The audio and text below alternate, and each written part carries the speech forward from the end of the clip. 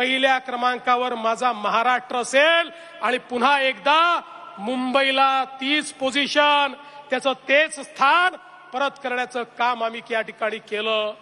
आज आपण पाहू शकतो, मगाशी अमित साटम म्हणाली गोष्ट खरी आहे. हे जेवढे प्रकल्प आहेत, या एकाही प्रकल्पाची संकल्पना माझी नाही. हे सगळे प्रकल्प 30 वर्ष 40 वर्षापूर्वी संकल्पित झाले, पण दुर्दैवाने ज्यांच्या हाती सत्ता होती त्यांना स्वप्नही बघता येत नव्हते आणि स्वप्न पूर्ण तर करताच येत नव्हते. त्यामुळे यातलं एकही काम ते पूर्ण करू शकले नाहीत.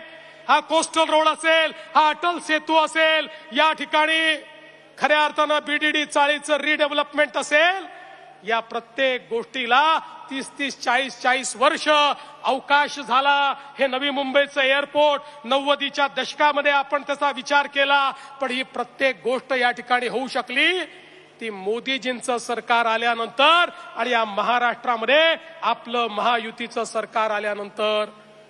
आज आपण बघा, धारावीच्या संदर्भात राजीव गांधी 84 साली बोलले.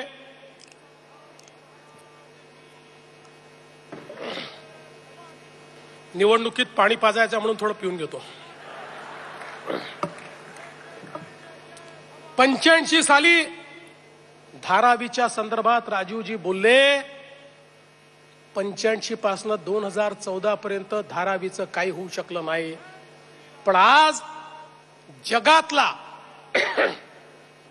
जगातला सगळ्यात मोठा स्लम रिडेव्हलपमेंटचा प्रोजेक्ट हा धारावीचा प्रोजेक्ट आता सुरू झालेला आहे. आणि धारावीकरांनो, मी तुम्हाला सांगतो, 10 लाख लोकांना घर हे आम्ही या धारावीच्या प्रकल्पात देतो आहोत. 10 लाख लोकांना. आणि जेवढे एलिजिबल आहेत या प्रत्येकाला धारावी मध्येच घर आम्ही देणार आहे. पण पहिला प्रकल्प असा आहे की जो एलिजिबल नाही त्यालाही घर देण्याचा निर्णय आपण केला.